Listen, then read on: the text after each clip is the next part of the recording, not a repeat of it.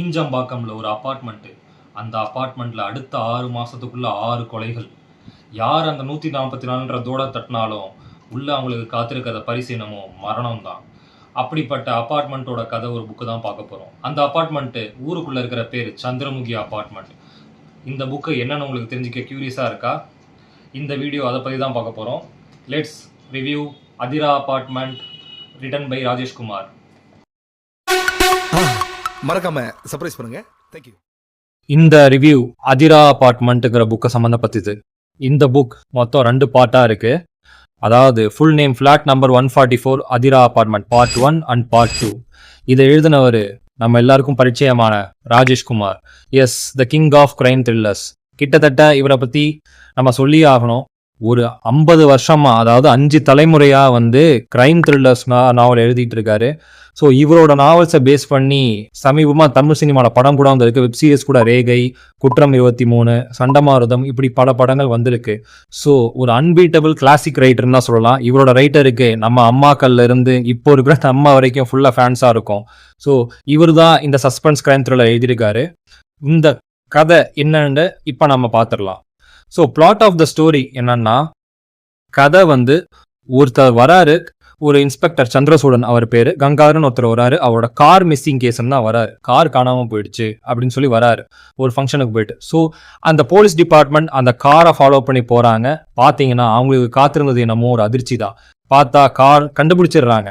ஆனால் அந்த காரோட டிக்கியில் ஒரு பெண்ணோட மர்ம சடலங்கள் கிடக்குது. பார்த்தீங்கன்னா ஃபுல்லாக அந்த பெண் நார்மலாக இருந்தால் கூட பரவாயில்ல, அந்த பெண்ணோட உடம்புல ஃபுல்லாக கருப்பு சாயம் பூசப்பட்டு அவளோட அடையாளமே தெரியாத அளவுக்கு கொலை பண்ணி அந்த கார் கீழே போட்டிருக்காங்க. இப்போ போலீஸுக்கு சந்தேகம் எழுது, இதை பண்ணது யாரு? அவர்கிட்ட கம்ப்ளைண்ட் பண்ண வந்த கங்காதரனே பண்ணாரா இல்லை வேற யாராவதா?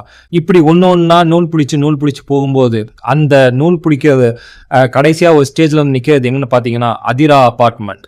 ஆமாங்க, அந்த அதிரா அப்பார்ட்மெண்ட்டுக்கு அந்த ஈஞ்சம்பாக்கம் ஏரியாவில் இருக்குள்ள பேரு சந்திரமுகி அப்பார்ட்மெண்ட்.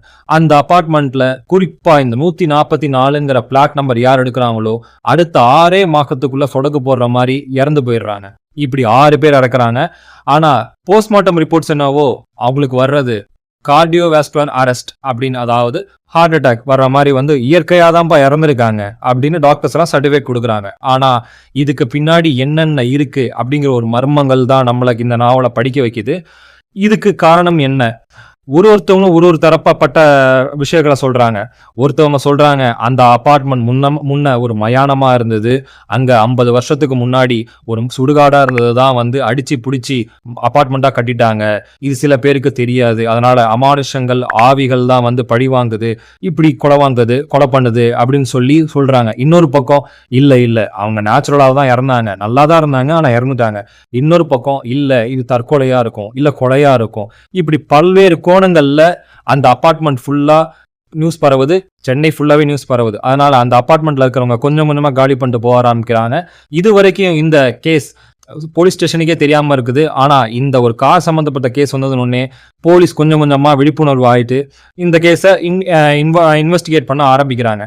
இதுல அப்படியே வந்து பாத்தீங்கன்னா நிறைய கேரக்டர்ஸ் வராங்க. பட் நம்ம மனசுல நிக்கிற மாதிரி கேரக்டர்ஸ் பாத்தீங்கன்னா main characters Chandrasoodan, Gangadharan, rowdy, இவங்க எல்லாம் சேர்ந்து இது இங்க என்ன நடக்குது, அந்த அபார்ட்மெண்ட் நடக்கிறதுக்காக கொலைகளுக்கும் இல்ல அந்த தற்கொலைகளுக்கும் அந்த அமானுஷத்துக்கும் என்னென்ன லிங்க் இருக்கு அப்படின்னு சொல்லி கண்டுபிடிக்கிறதுக்காக அவங்க இருக்கிறவங்க கொஞ்சம் பேர் உதவுறாங்க. அதுலயே ஒரு பொண்ணு வர்றா, அவ கொஞ்சம் மனநலம் பாதிக்கப்பட்ட மாதிரி இருக்குங்கிறா.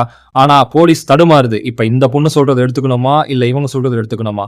ஒரு பக்கம் பத்திரிகையாளர்கள் இவங்க வந்து கொந்தளிச்சு போறாங்க, இந்த அபார்ட்மெண்ட் ஏன் வரலன்னு. அதே மாதிரி இன்னொரு பத்திரிகைக்காரமா வராங்க, அவங்க கிட்ட ஒரு சீக்ரெட்டான ஒரு லெட்டர் இருக்கு.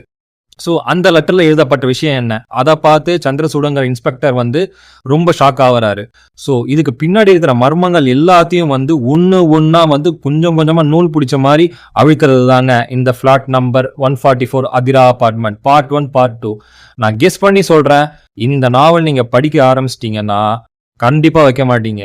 நைட் டைம்ல மட்டும் டெஸ்க்ல எடுத்துடாதீங்க. எடுத்தீங்கன்னா கன்ஃபார்மா புக்கை வைக்கவே தோணாது. ஏன்னா ஒரு சாப்டர்லயும் உங்களுக்கு வந்து ஹூக் போட்டு முடிச்சிருப்பாங்க.